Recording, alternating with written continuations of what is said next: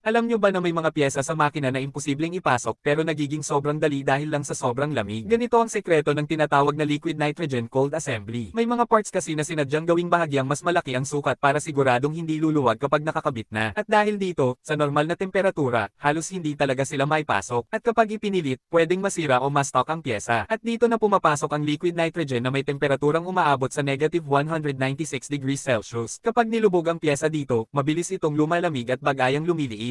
Hindi man halata ang liit ng pagbabago, sapat na ito para makagawa ng maliit na puwang at maipasok ang piyesa ng maayos. Kapag inalis mo na ito sa lamig, mabilis din itong babalik sa dating sukat. Ibig sabihin, may wala pang 1 minuto para maisiguro ang pag-i-install. Kailangan mabilis, eksakto, at sigurado ang galaw. At kapag naipasok na, kapag umiinit, babalik sa normal na temperatura. Usang lumalaki ang piyesa at naglalapat ng sobrang siki, kaya walang pukpukan, walang puwersahan, pero napakatibay ng copy. Isang simpleng prinsipyo ng siyensya, pero napaka-epektibo sa totoong buhay.